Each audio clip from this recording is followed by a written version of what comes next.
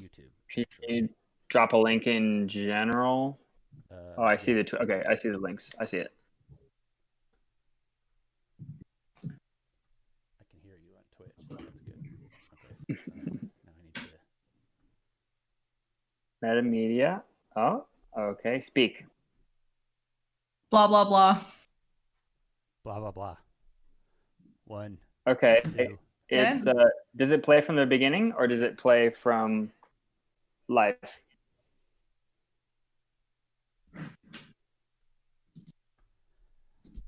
It should be live. There's gonna be like 10-second lag. It's got to run through all the streaming stuff. Okay, then it's working. If it's got a lag, slight lag. So my question is, if anybody goes to Twitch for like questions or feedback, do you guys want like me to help facilitate the like crossover of like comments, or like Kerp, are you doing that? But you're kind of like on screen.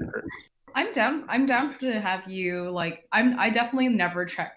It's really hard for me to like check a bunch of things at once, so I'm up for it. Yeah, where would you like it then? Like, do you want the information in the jalapeno chat? Like how do you want that like given to you? Oh, yeah, general chat or jalapeno is okay. Yeah. Okay. Any guests today? No guests today. Okay, cool, sweet. Cool. Give me 1 second. We'll be like back in 30 seconds. I have something. Oh, there it is. Okay.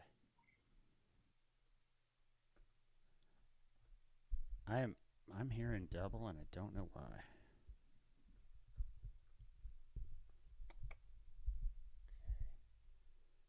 No output. Check.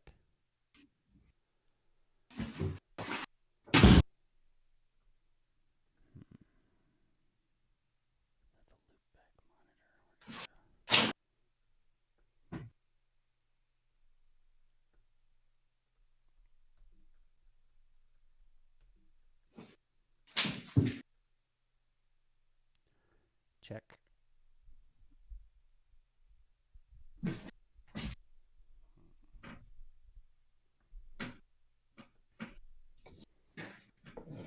All right, so we can run through like the show flow.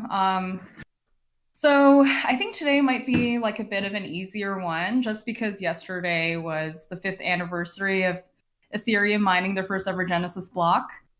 So I think an interesting way to anchor the show is sort of to reflect on the past 5 years and how far we've come and what is in store for the next 5 years. With like, I think some of the biggest topics of today in the Ethereum crypto community are, other than yield farming, it's like, what is the total potential of the DAO? Like, how can it potentially supplant some of the existing, even legal structures that we have today? What is the potential of NFTs? How can we fully realize it beyond collectibles? And, a lot of people in the space, not only just in crypto, but in tech overall, when there's some new kind of technology that comes along, they're like, oh, this is stupid. There's no use case for this. It's just like crypto kitties and shit, but it's kind of like with any new technology, the way you imagine that technology to be used is sort of limited by the existing technology that exists. So I learned something really interesting this week. So when they first came up with the technology to be able to film something that was longer than a few minutes long, one of the first things they actually decided to film was actually plays. Like they didn't, I guess it makes sense, right? Like no one invented the medium of television. Like they didn't think to like, they didn't think of like, how do we... This is my film school wheelhouse. Yeah, I can. Oh, nice. Yeah, it's the visual media equivalent of skeuomorphism. Yeah. Like people get a new technology and they don't know what to do other than point it at the thing they already know. Sure.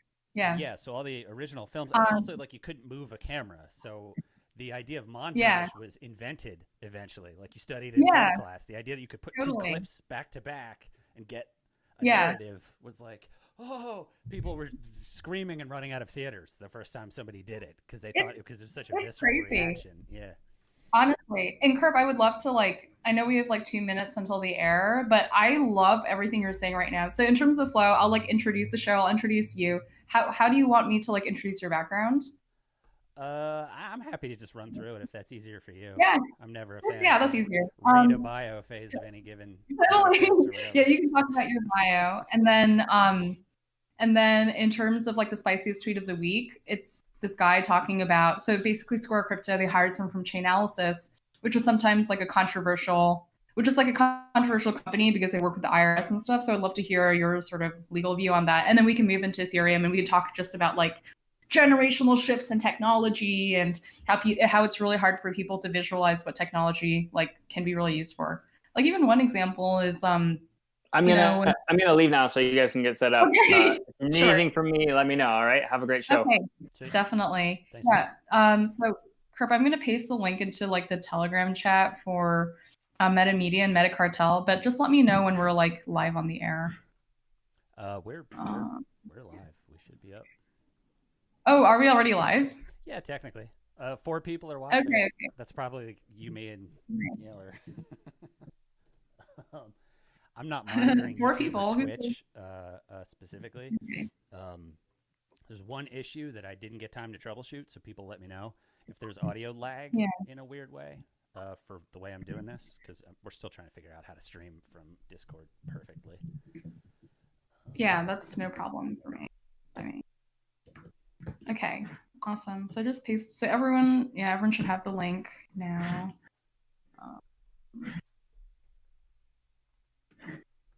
Let's see.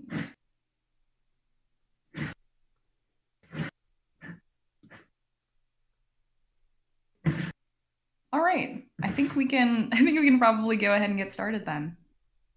Hey everyone, how's it going? Welcome to season 1, episode 2 of The Spicy Take, the show with the spiciest topics of the week with the spiciest people in crypto.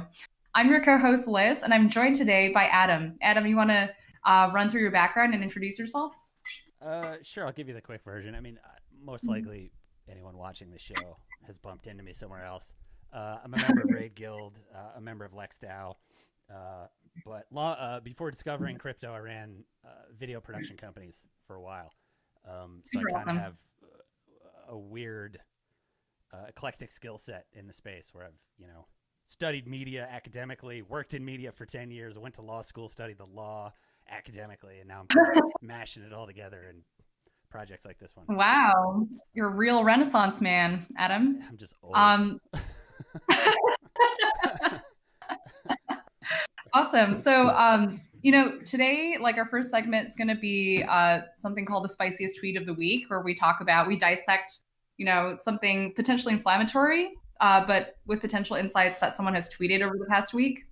And today I can read out the tweet. It's from Mike Dudas, formerly of The Block Crypto. So he retweeted something from Square Crypto. So they were talking about how they hired or they cut out a grant for a designer who's leaving Chainalysis, a controversial company that has worked with the IRS and other regulatory bodies to join the open source Bitcoin community and quote unquote atone for his sins.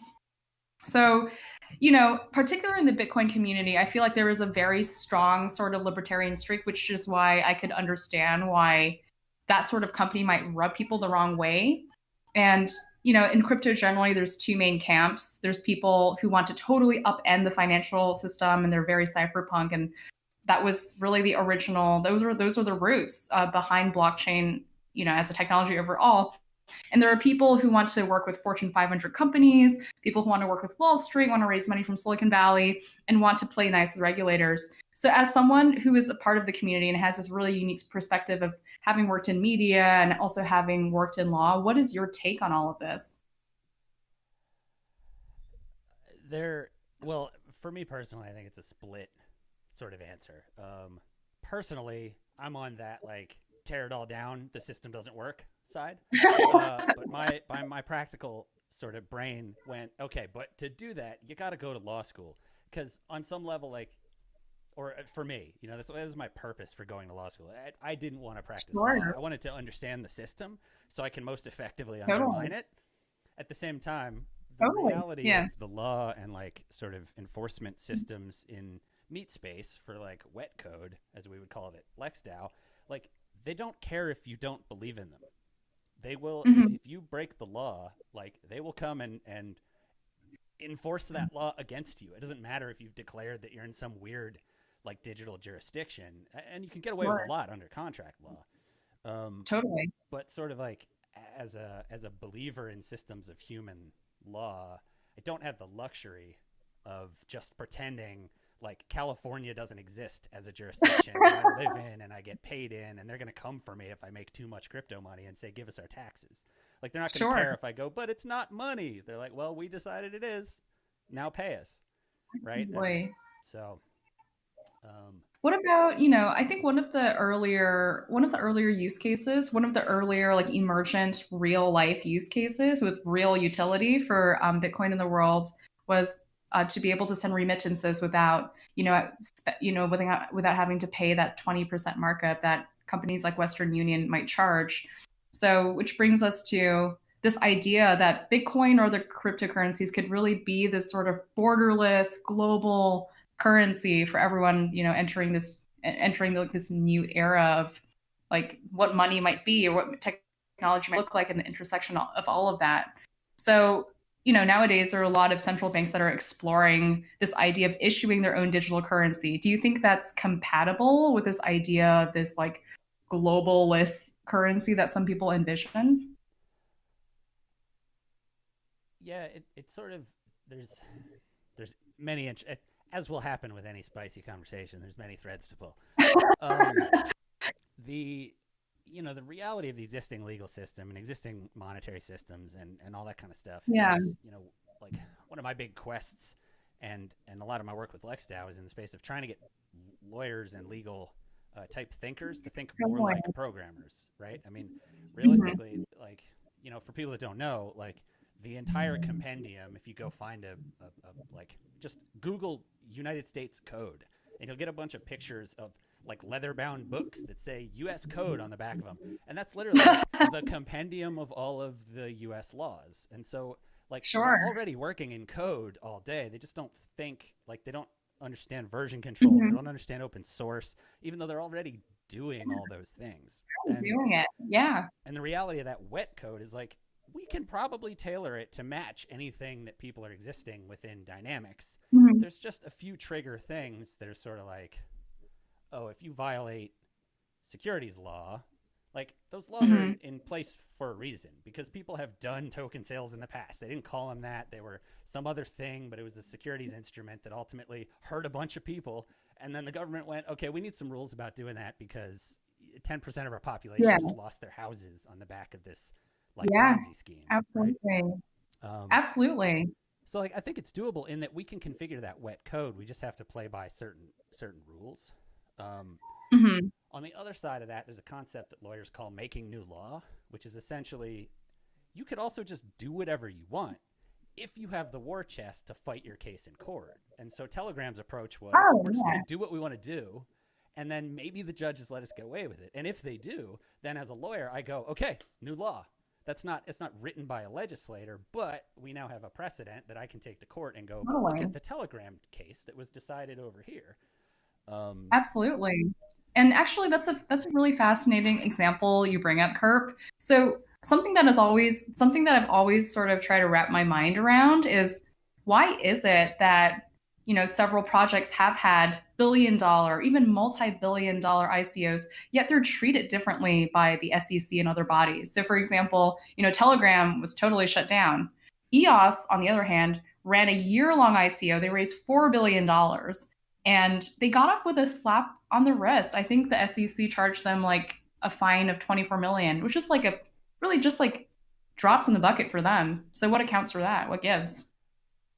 Yeah, it really is just, I mean, that's the cat and mouse game that is sort of the make new law space. If you look at Ethereum, the regulators themselves, who the courts will defer to, have said there's this notion of sufficiently decentralized, and essentially they admitted Ethereum got out of the gate with something new and so weird that we don't know what to do with it, and so we're going to let you get away with it for now, but I guarantee they'll crack down if people start appearing to be getting hurt by it, because I mean that's the thing about something like the SEC, they're just trying to keep people that don't know what they're doing from getting hurt. Yeah, exactly. Totally. they're not Totally. necessarily in the game of raining on your parade, which I think is the way they're portrayed a lot of times. Right. That said, they can change their mind on a dime, and we can't do anything about it. Absolutely. So with one case, a lawyer will come in and argue the X, Y, and Z, and they'll go, yeah, that sounds right. Okay, get out of here. But then another person could come in with slightly different facts, and then, and so specifically with those cases, I can see why a judge would look at Telegram or Kick and go, okay, you had a pre-existing thing, and then you tried to do this weird thing, and now it's setting off. Maybe that's not good triggers for me. At the same time, EOS is so out there that they're probably like, I don't know, man, this is just weird, and it's not hurting enough people, so. Definitely. Well, Kick in particular. Yeah, Kick in particular is interesting, right? I mean, like you mentioned, they had an existing business model, but there are a couple of other factors that I think sort of complicate the conversation. So for starters, there was this history of sort of like predators trying to find children and minors on Kick. And there are actually documented cases of people or kids that were murdered because of people who because they met up with random strangers on the internet. Like, number one rule of the internet when you're under 18, don't meet up with strangers. So anyway, so they were already on law enforcement's radar. And then on top of that, I think a year prior to Kick having their sale, they were running out of funds, and they tried to sell Kick, and they tried to raise money through investment banks. And I think they approached 13 different companies and something like that. And they all said no. So I think from a regulatory perspective, it was also well, clearly, from a business perspective, you couldn't hack it.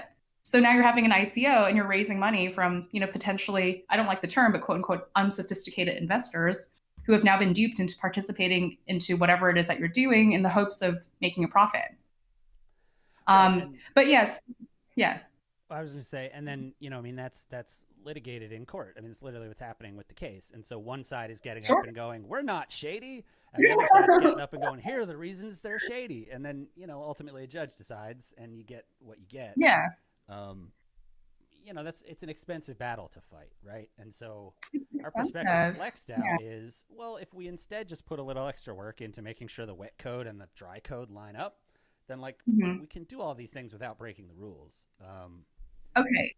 It's just, there's admin pay. People at companies get paid to make sure this paperwork is in order so that nobody gets in trouble. They form up a company and split up the equity and, blah, blah, blah. Yeah, it's all doable. Absolutely. And Adam, I've actually not heard this term before, wet code versus dry code. So is dry code the law and wet code is programming code? The opposite.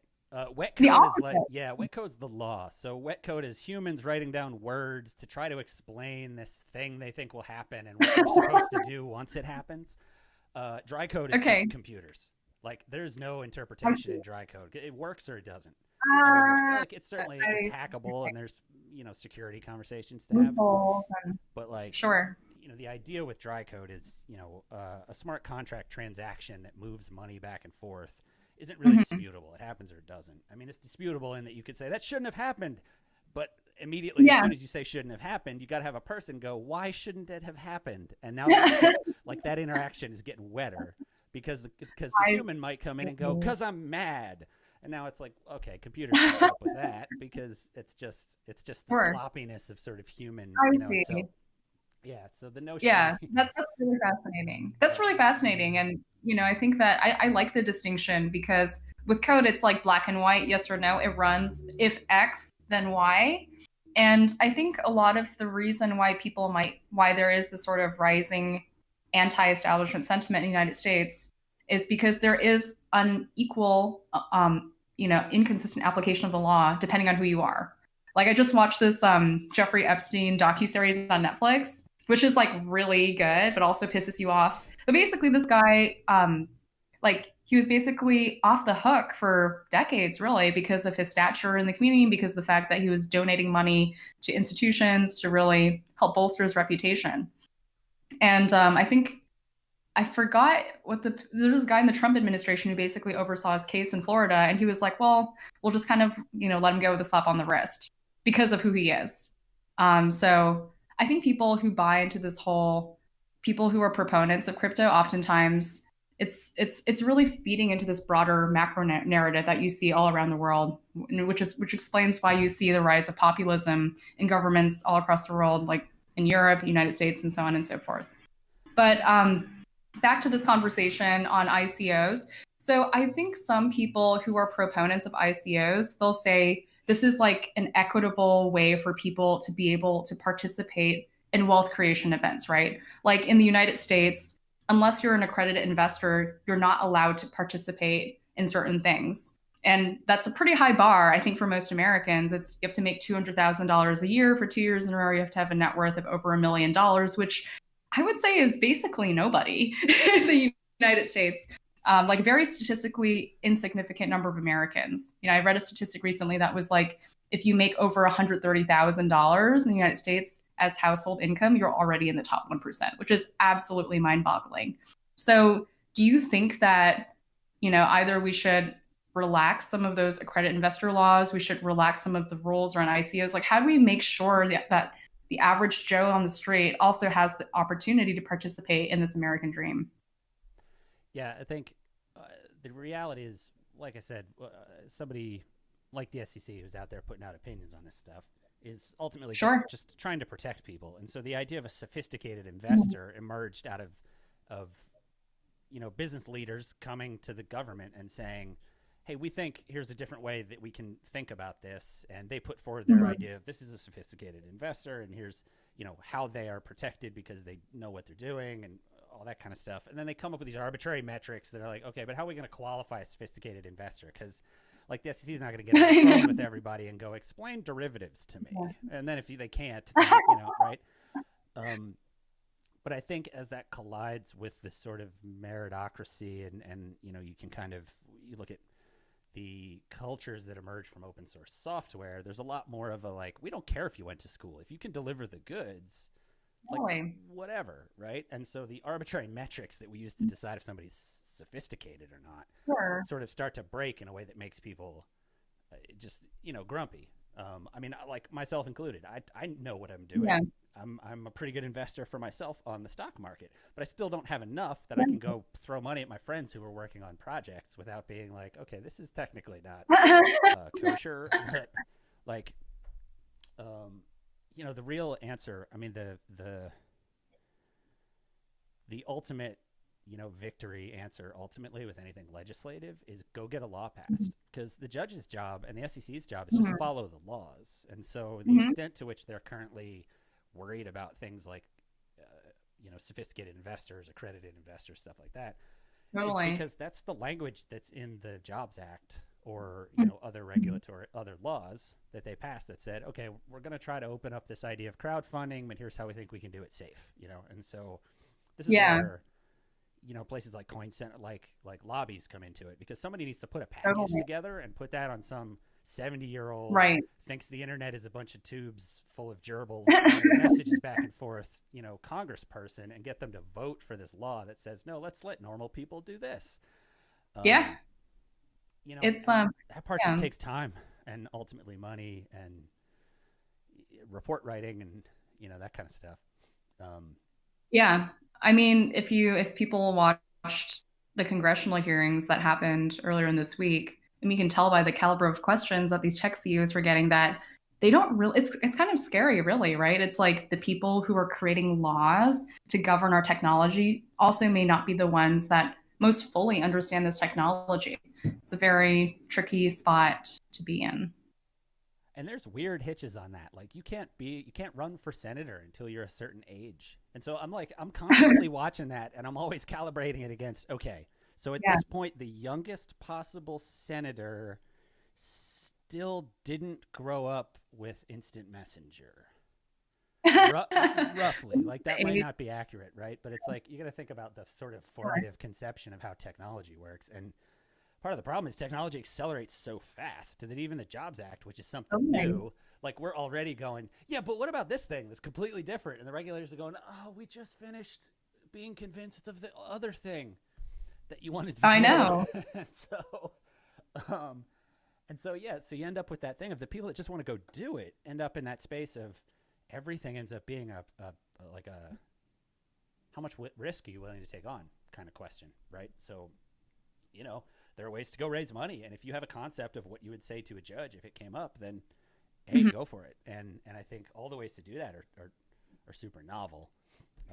Yeah, I think so too. And particularly in the crypto world, I feel like we're moving maybe even 5 times faster in terms of innovation as compared to other tech industry verticals. So I just finished reading The Infinite Machine, which is Camilla Russo's excellent book on the early history of Ethereum. And one part of the book talks about this lawyer called Steven Narhoff, who pioneered this concept of the utility token. And right now he's actually been arrested for extortion of another cryptocurrency company. That's something totally different. But I think a lot of crypto projects nowadays, they've seen the precedent that the SEC has set, right? With like Munchie, with like the Kick, with like a myriad of other projects, and they're very wary of having their ICO be categorized as an unregistered securities offering. So a lot of them are now defaulting on the argument that no, my token is not an investment because it's a utility token. And do you think that argument is good enough for the SEC to come after them, to prevent the SEC from coming after them? Or how do you see that whole situation developing going forward? Well, so this is the part where I should caveat by saying I'm not your lawyer. This isn't legal advice. Yeah, I mean, broadly, the first thing I'd say to any project thinking about this stuff is if you literally just talk to the SEC, they'll answer you. Like, they're just a bunch of people in a building with email addresses. And if you say, hey, we're thinking about doing this thing, like, right, you get points later, even if you screw up, for having tried to do a thing the right way. And part of that is just ask the SEC. You can do it. Right. The reality of any type of token and what it ultimately looks like is sort of in that space of the law doesn't care what you think. Like, if it and this comes down to sort of the Telegram stuff, like, if it looks like a duck and quacks like a duck, the SEC is going to say, yeah, that term doesn't matter. It's a duck. And that becomes a problem of, then what does that mean for the project? At the same time, like, trying to think of a novel thing is how you win cases, right? Like, what a lawyer would do for you is go, okay, how is this token different from money? And you'd say, okay, well, it's this utility token. So you can spend it, but only in this system. And maybe the argument is it's more like a phone card or a gift card or something like that, right? Because there's things that exist, and gift cards are allowed, and they have different dynamics and kind of different laws state to state. Whether the distinction holds water or not just sort of comes down to, again, does a judge believe it? and for me, like, from a token design standpoint, my thing is then, okay, how is it different from the thing that they are saying is still just a security, right? So things like really clearly severing the fact that you're not going to you can't just sit here and hold this token and make passive income off of it, points toward it's not a security, because the security test is pretty well laid out, but people know the Howey test at this point, right? So, in some cases, if you talk to a lawyer, they'll go, oh yeah, that's fine. You can do that thing.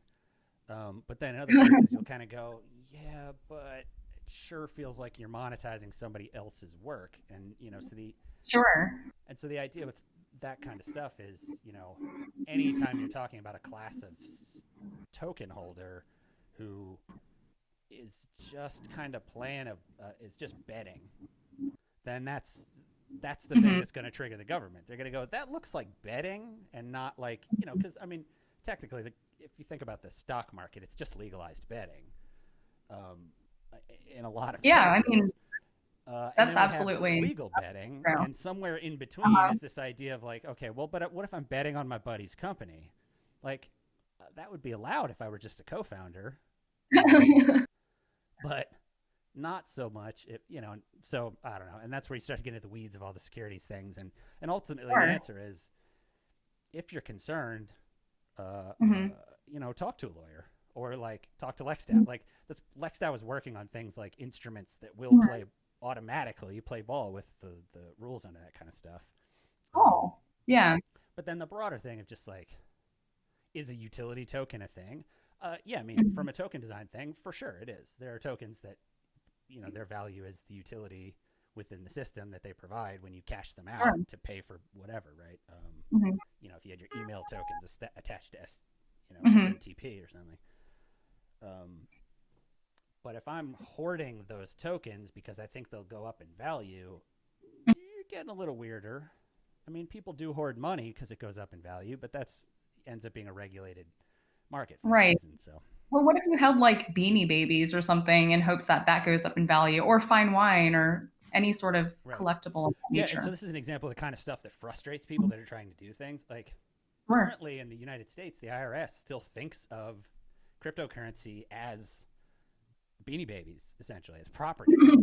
And so it breaks all kinds of things in the way that we want to think about it when we go, no, it's money. Well, if it's property, I got to pay taxes on it in a slightly different way than I paid taxes on the hoard of cash I earned that year for doing my job or whatever. And, the thing is it sort of gets back to that same, like, this is what lobbyists do all day, which is go to the person with the power to get the IRS to say something different and go, hey, can you please help us out here? And the problem is, if the banks don't want that to happen, you end up with the fundamental conflict. It's just like, on some level, we just have to go break stuff and then let them clean it up. It's just a very scary prospect because, your average team of 3 people out there, like, unless they can pull up an Ethereum-sized lead, might end up with a $500,000 fine.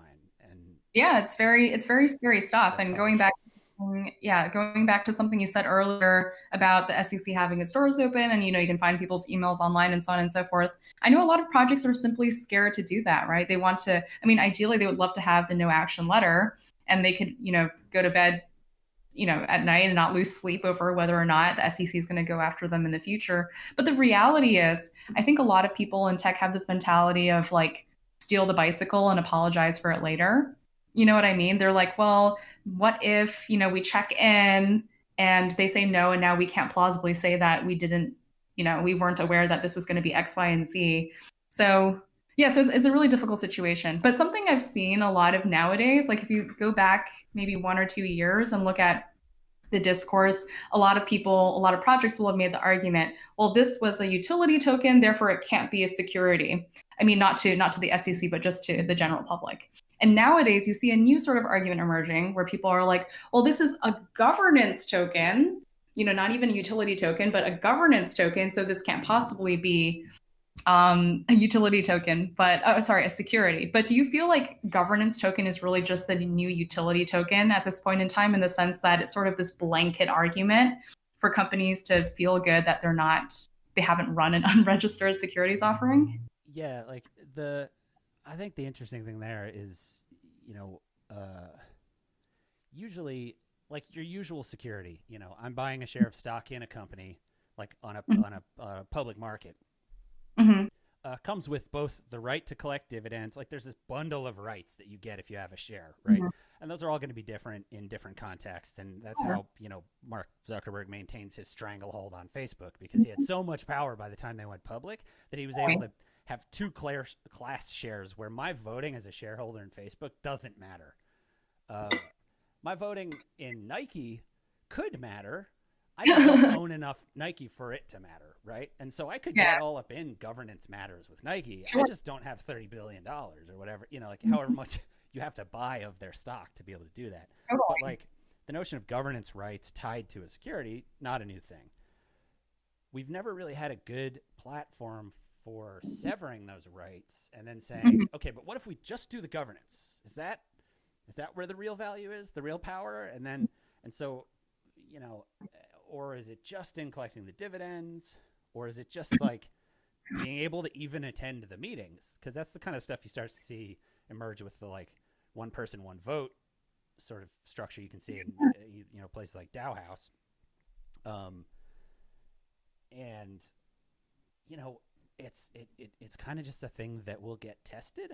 So on some level, the thing is like, if you want to try it out, I feel like go for it. But you got to do it carefully in a way where you don't hurt people, because hurting people or opening the door to scams or opening the door to, like Robinhood is about to get in big trouble because of some of the stuff they pulled with regular old securities. Sure. Just letting people bet on things that probably shouldn't have. And, you know, all it takes is one suicide. And then suddenly the government's going to go, okay, maybe this is a problem, what we let you do here. Definitely. So, you know, I don't know if that's ultimately an answer to the question, but I think the fascination is like we kind of just have to split those things off and see what happens. The thing is, can we find a structure where, so like me and Barada and some other people have been sort of obsessed with the idea of applying a co-op model to DAOs, which is very one member, one vote. And so you can start to test out the idea of like, okay, that's a different way of doing governance as it's possibly compared to how much money you can rage quit out of the bank. And it, you know, it's a significantly different model that I feel like if somebody came in and went, those shares are a security, we'd go, well, yeah, but they're not a claim on investment, you know, and you just kind of, you start to make the argument about,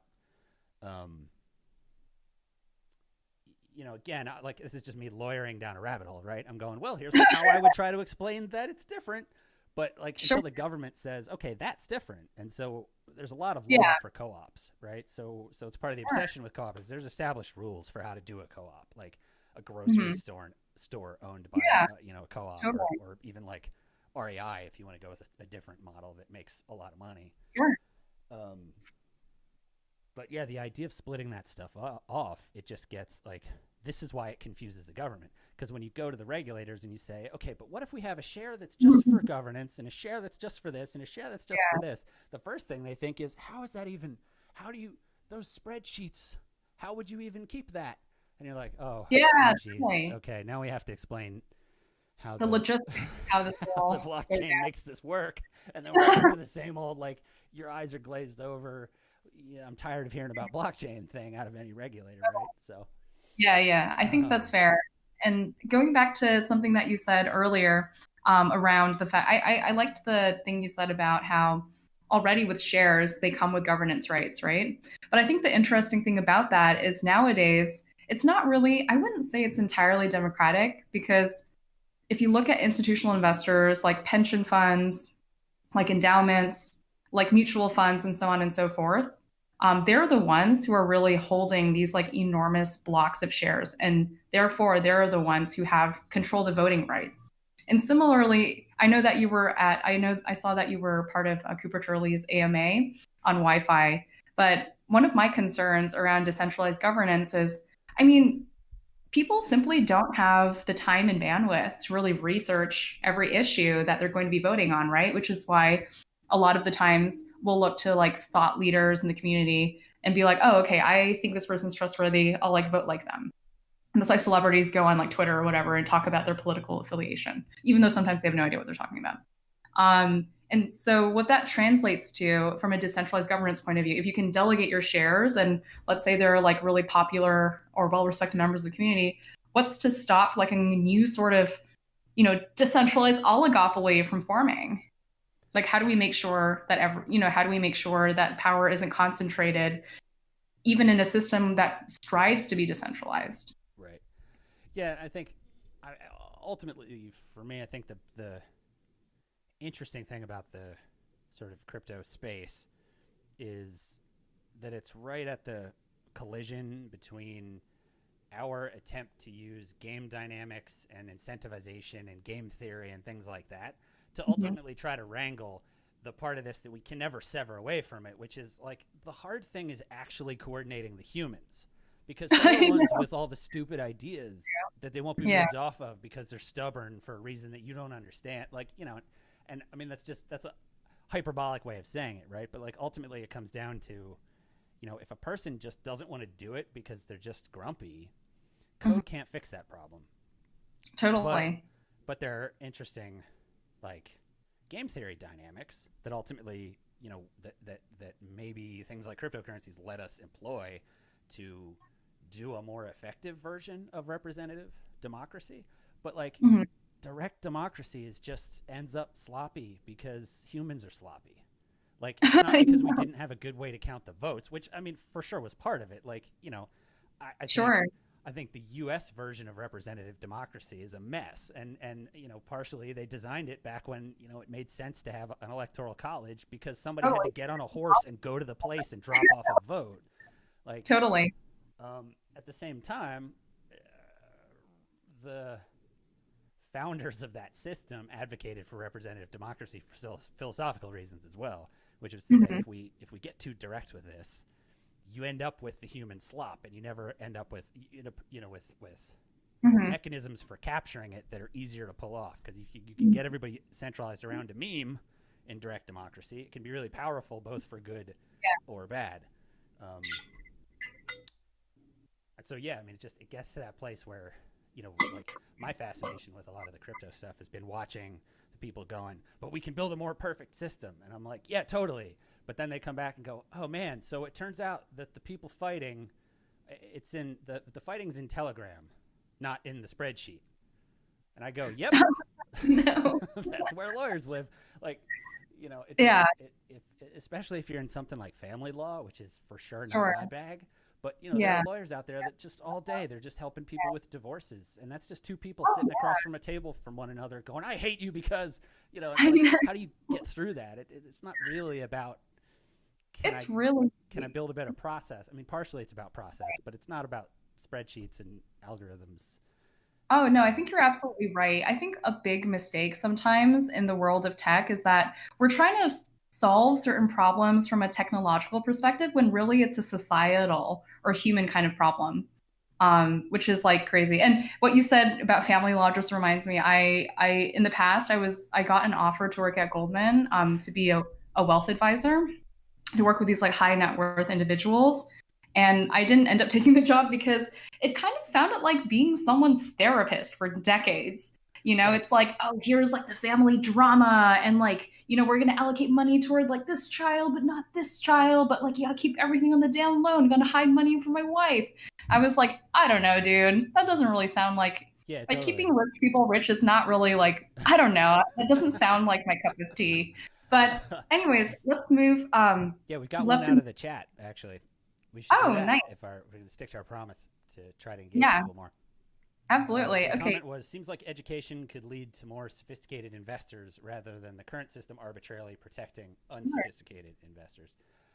Yeah, I think like that's kind of one of my broader dreams is if we could come up with like, the answer there is we need to start developing what that like protocol looks like. What's that educational protocol where we can go, hey, government, here's all the stuff we put together in a textbook, and if everybody can take this class and get an A, you should let them do whatever they want with their money. Like, I don't think the government would be against that. That's how certifying body, I mean, it's like how the bar associations work. They just go, you passed this stupid test, now you can practice law. Like, there's no reason we can't do the same thing. I think just the problem is, like, without our input, the government's not going to just invent it. Like, they're not going to come up with the right solution for what is the proper education to be a sophisticated crypto investor. Like, we have to make that up, and we got to go make that case, and that case has to be substantial, not a waste of their time, and things like that. I think that would be my answer to the question. Like, yeah, let's do it. Yeah, I think that's a fantastic suggestion, right? Like, and I can tell you firsthand, just because someone has money doesn't mean they know anything about. They're not doesn't mean they're financially literate. Try raising money for a movie sometime. Oh, great. It's just like totally, it's just like a totally crazy world. So Niran in the chat, he says, direct democracy is totally overhyped. That system is what made Switzerland the last developed nation to adopt women's suffrage. There are major problems with it. And, that's actually right. I learned probably just a few months ago that like as a whole, because Switzerland's like canton by canton, as a whole, I think Switzerland only gave women the right to vote in the early 90s. Isn't that super crazy to think about?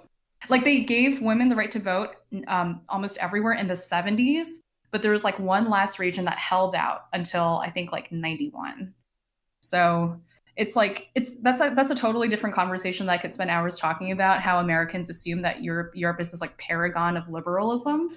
And there are many examples that contradict that, including the example that Niran just brought up.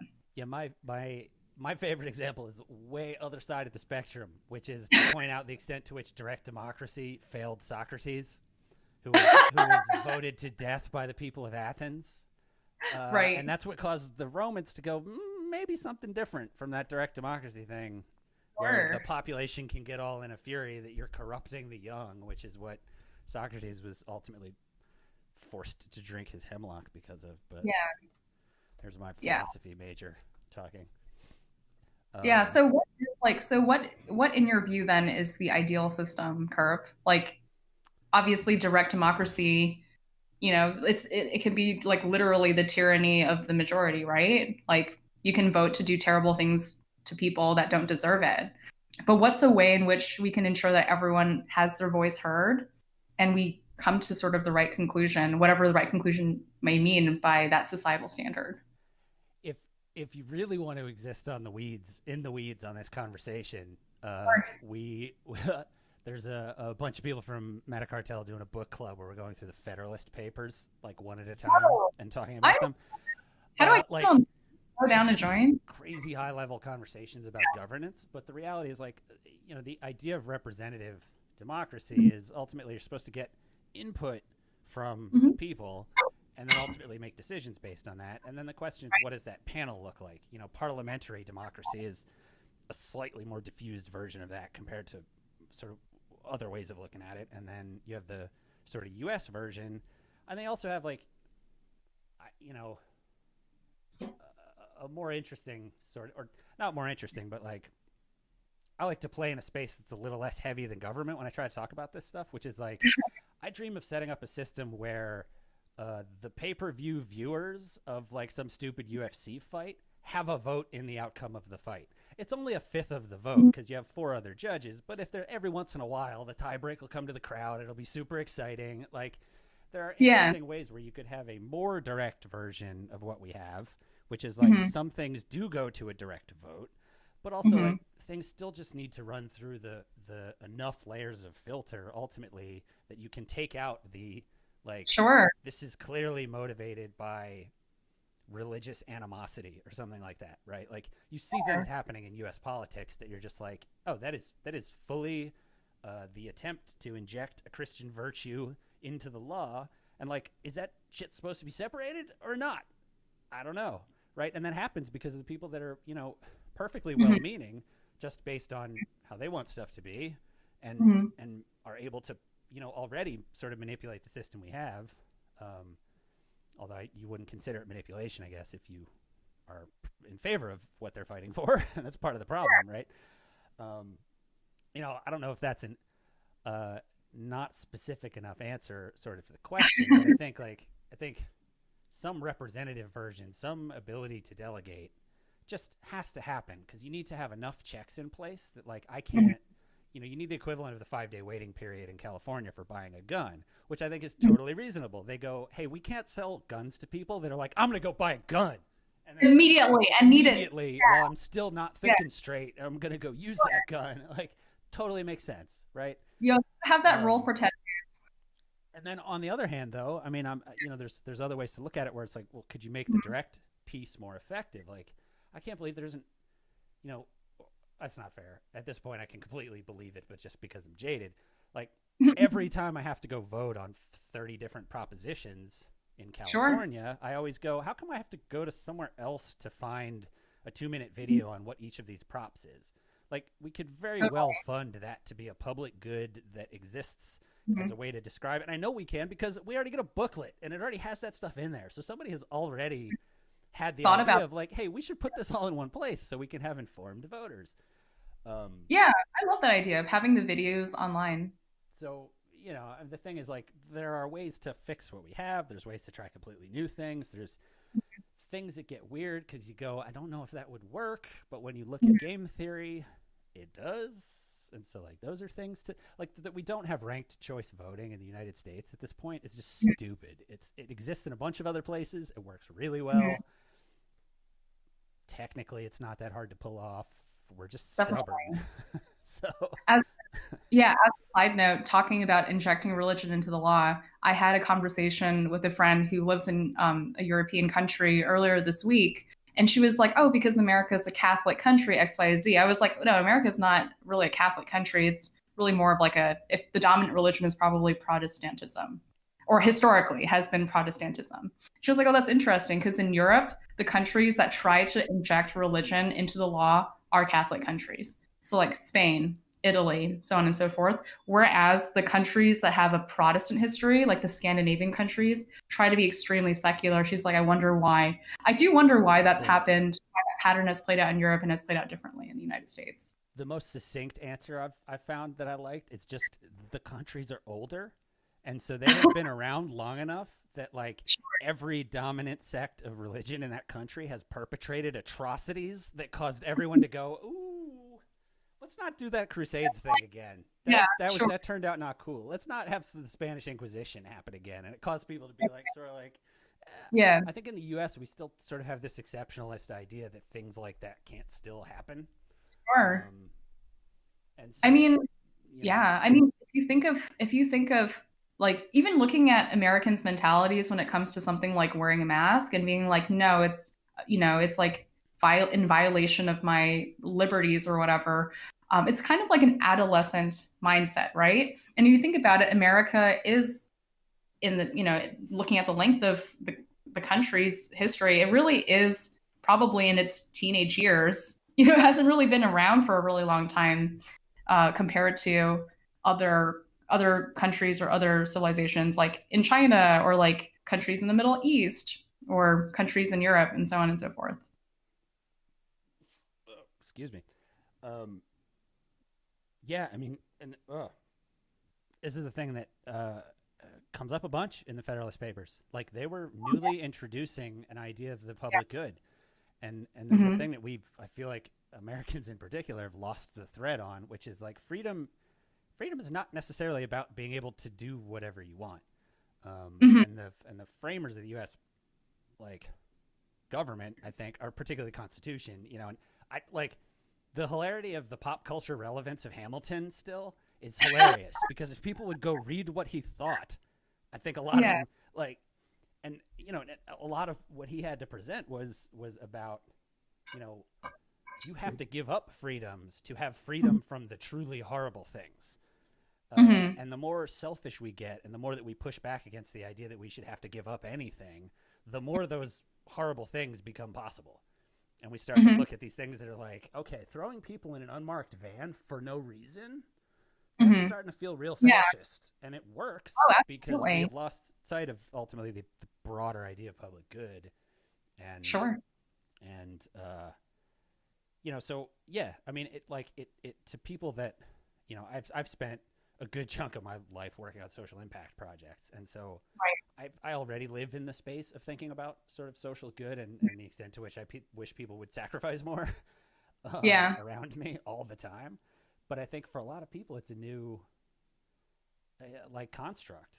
I mean, like my generation's never been asked to go to war for the country in the same way that like my grandparents did.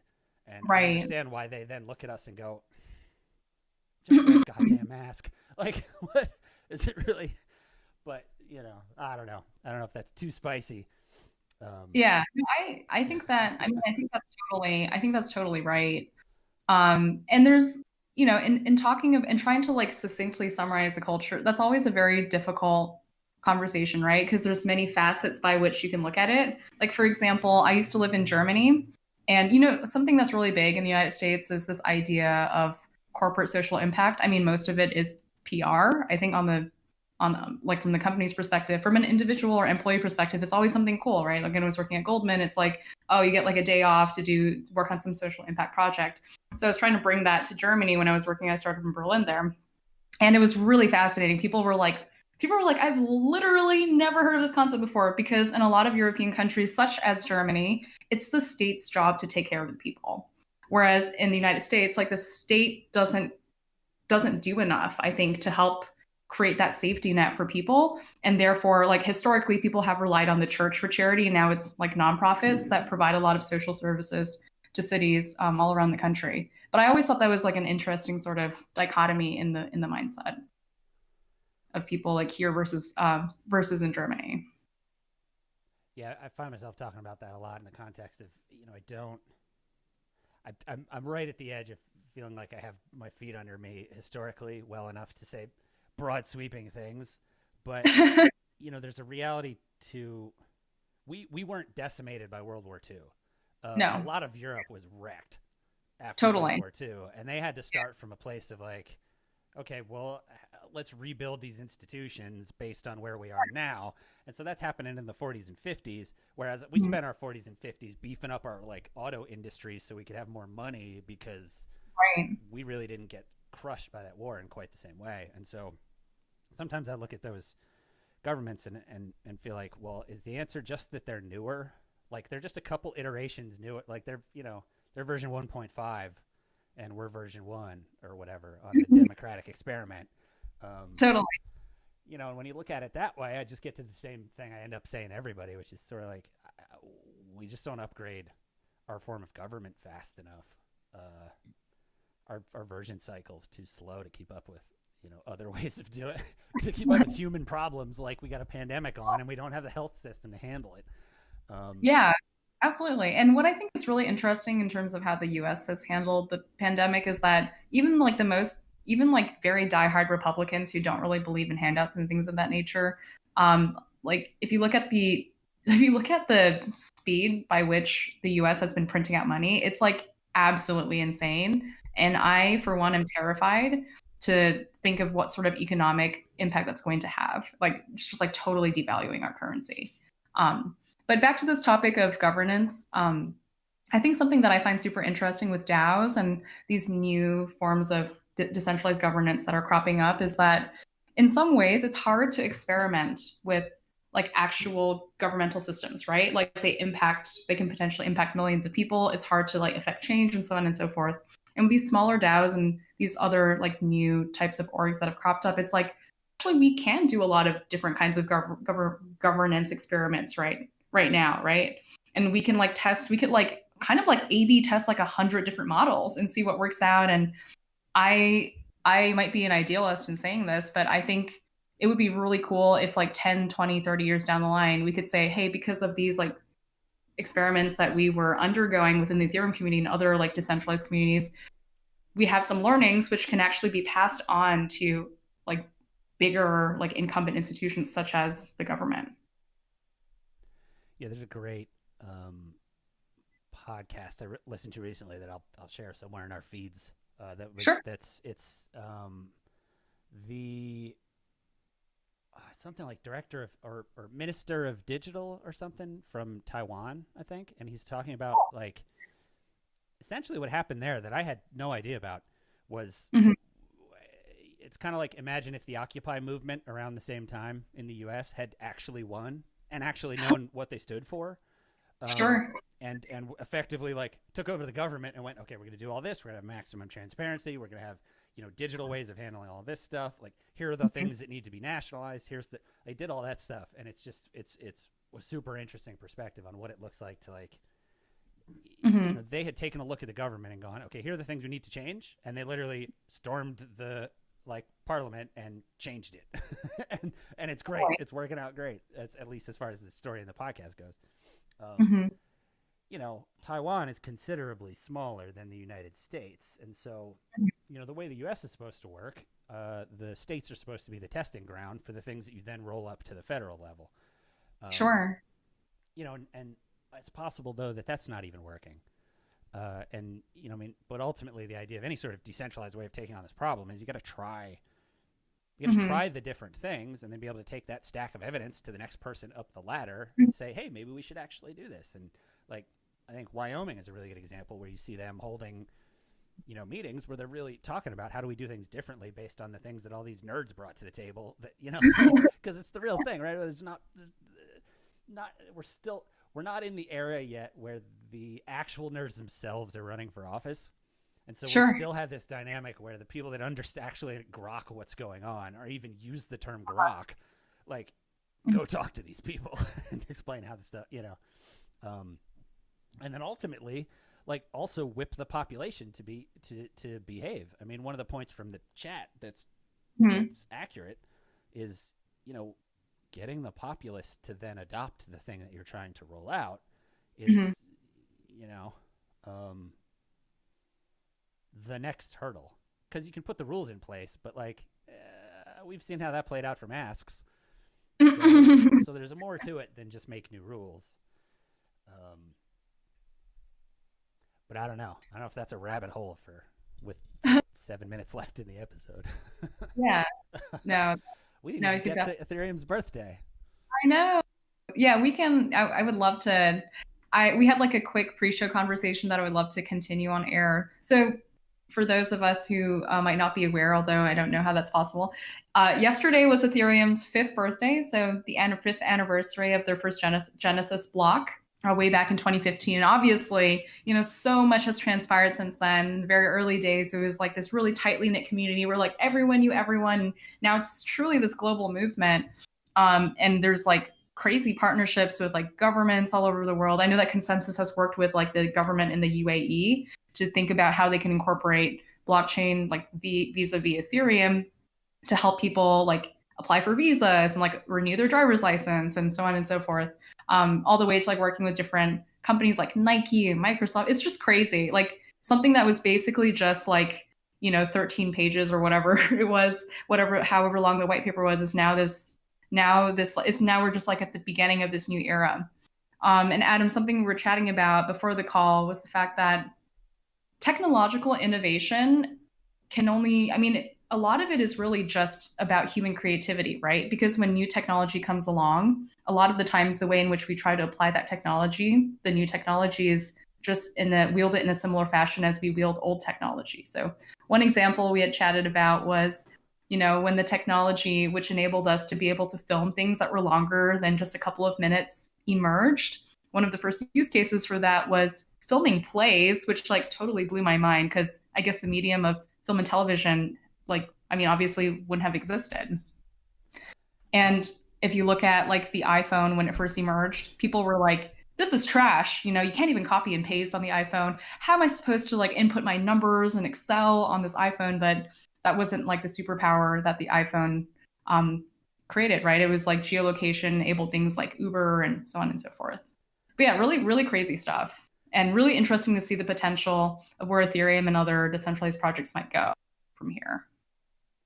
Yeah, and it's this even relates to the regulatory piece because there's this sort of lagging concept of what to do with technology that always emerges. And you know, like you were saying with the plays, when we first got the ability to record, you know, a moving image, our first thought was, oh, now people don't have to go to the theater.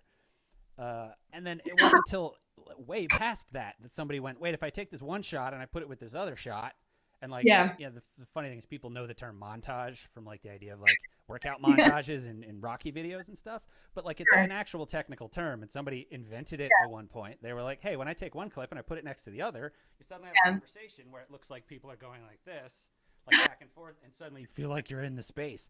And totally. You know, and people had, you know, visceral reactions to these kind of things, and you know, ultimately you end up with, okay, we can use montage to tell stories, and then those stories, like before there was a decency code for movies.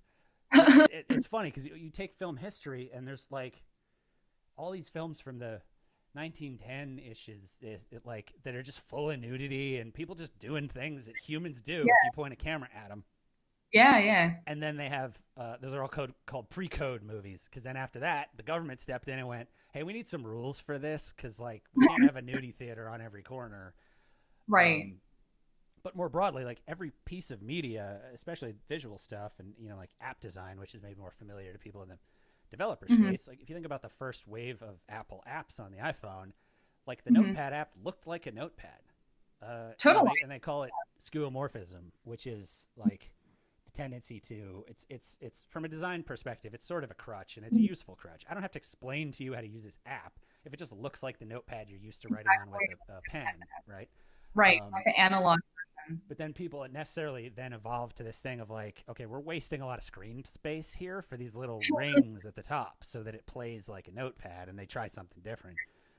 Similarly, you know, like down the road from the idea of digital money is weird ways to use digital money like DeFi. I think the place where it kicks back to the legislative piece is like the cycle on when that new thing pops out from the old, from the new, like the revolution in technology seems to be tightening. There's a book about this called Future Shock or something like that. And it's kind of about how, like, part of our problem with dealing with new technology, like one of the ways I like to describe it sometimes is if you think generation by generation, like my parents had black and white televisions when they were kids. And then over the course of almost their entire lifetime, TVs just kind of got incrementally better. Like they were bigger, and then they were color, and then there were more channels, and then, you know, and it diversifies. But like, it's nothing like going, hey, the internet. And then the internet lets everyone do the behavior like we're doing. I mean, like, we're just broadcasting a TV show right now from our respective spaces. And it used to take a whole building and millions of dollars. And so, but the idea of, like, think about what I've lived through is this wave of, okay, we went from like TV to, okay, radio went to satellite, TV went HD, then everything went onto the internet. So now everything is apps, and the apps are changing everything at an ever faster pace. And like, I completely understand why my parents are like, what just happened? Totally. At the same time, I think we're more prepared to build cool stuff out of the weird stuff that pops out of it. And so then the thing, you know, it ends up being this thing like, okay, if the evolution of technology progresses on a exponential curve, you know, there's constantly this game of, okay, well, what do we do? And by the like at some point it hits a log jam that's just humans' ability to get their head around how to use the thing. And you're like, I just barely started to understand what this compound stuff is about, and now you're telling me Wi-Fi? Like, okay. I totally resonate. So it totally resonates with me. Yeah, DeFi is moving like lightning fast, and I like just like put together this like map of like all the different DeFi categories just because I wanted to make sense of it for myself. And I was looking at a lot of these ecosystem maps online around DeFi, and even ones from December 2019 are like totally painfully outdated. So I see that Vanilladelphia in the chat. He said something that I think makes a lot of sense. He says people are afraid of technology they don't understand. I think that's the biggest hurdle in the space. And we see this with a lot of emerging technologies as well. You know, it's really difficult. For example, if you look at Tesla and autonomous vehicles, like think about the number of people that die in just like normal car crashes a year, right? It's probably like hundreds of thousands globally, if not more. And then think about like the number of deaths that have occurred because of a Tesla. Yet we have like even one death is too many. We don't have any appetite for deaths that occur due to a technology that we like don't fully trust and we don't fully understand. And that's one of my fears actually around DeFi, where I think it's really awesome. It's like, you know, it's like there's like a lot of even mainstream media, like Bloomberg Crypto wrote an article on yield farming, which like totally blew my mind. So, you know, there's a lot more mainstream attention, like people are now exploring the new possibilities of DeFi.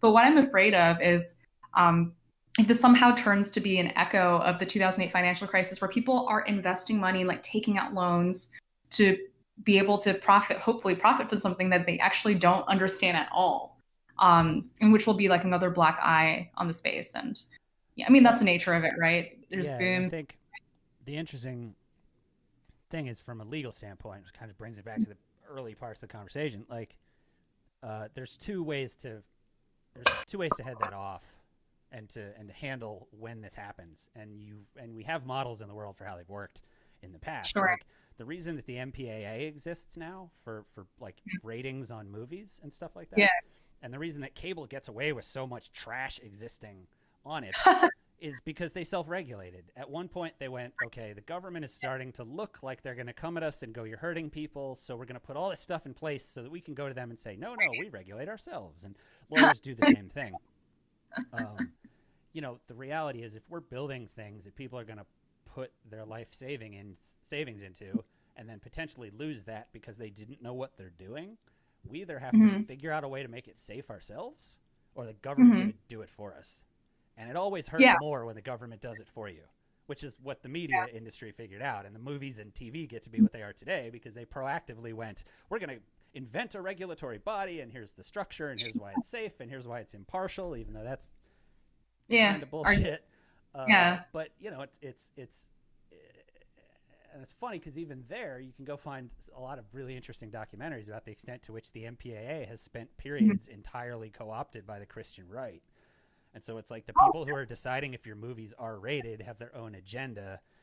That is so fascinating. So is the existing system today, like is the rating system today still, like, is it basically just leveraging almost all of the, like, does that change over time? Like, is it still influenced by the religious right, do you think? Like the MP, I think it's better now, and it literally just came down to like the figureheads died that pushed that agenda. The guy that invented the MPAA, I can't remember his name. But I mean, it's still like I've never had to go through it, but I have friends who have gone through the ratings process for movies, and it's just it would drive crypto people crazy for how arbitrary it is. It's just like a panel of like 10 average Americans.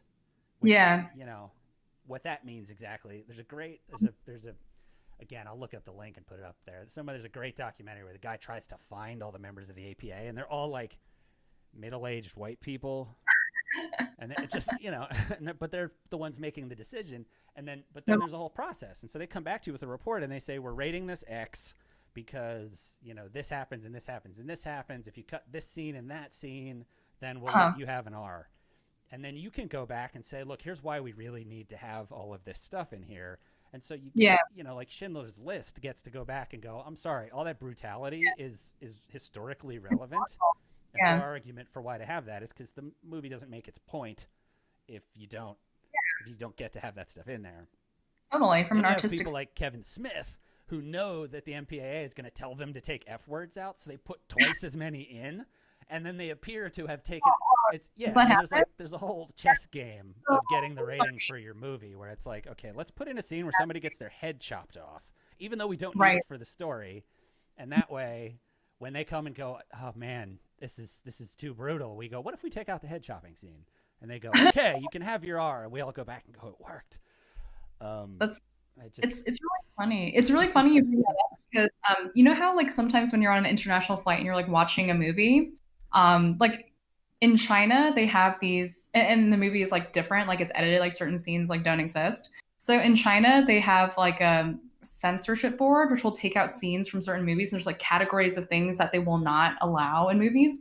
And I actually found out about this recently, but one such category is actually time travel. Like they just don't permit that in their films within their country. I actually do not know the reasoning for it. Maybe it's because they don't want people to, I think it's because a lot of like scenes in film around time travel, they have some sort of like social commentary or social critique. So I mean, that's probably you it. Necessarily end up with a portrayal of, I mean, this gets in part to the thing I'm constantly shouting at people, which is like the single thing we should be teaching kids is like media comprehension these days. Like I still don't think people understand the power that a simple edit in a news broadcast has. Just picking 6 shots that pop up and in what order. Right. And I lost it. I lost the thread. Yeah, no, but you're right. Like I saw this like side by side like footage and like what was actually aired on the news, like on Twitter. And they literally even changed the color of like people's like notebooks and clothing. I was like, what? Oh yeah, I was like, travel. That's what it was. You necessarily end up with an editorialization of what the past looks like. Like even if you're like, I'm going to play this straight, it's just the 50s. Like you still get Back to the Future where it's like, Mr. Goodbar is playing and there's all these, and it's a very, it's a version of the 50s that like some subset of America didn't experience this. Yeah, absolutely. I mean, sort of Dixieland thing that's going on there. Totally. I see Philadelphia said, I made a killing on bootlegging Hot Tub Time Machine in Beijing. Super funny. I found the movie. It's called This Film Is Not Yet Rated, 2006. I would, if you could circulate it in like the Meta Cartel channel, love that. For sure. Cool. So, all right. Well, Kirp, it was so fun having you on the show. I wish I could chat with you for like the next 3 hours over a beer. We'll have to do that in real life after COVID's over. Happy to keep it up. Awesome. Well, thanks so much about this for hours. Yeah. Thank you. Thanks for everyone who tuned in, and thanks for your engaging comments. Have a great start to the weekend, and we will see you all next time, next Friday.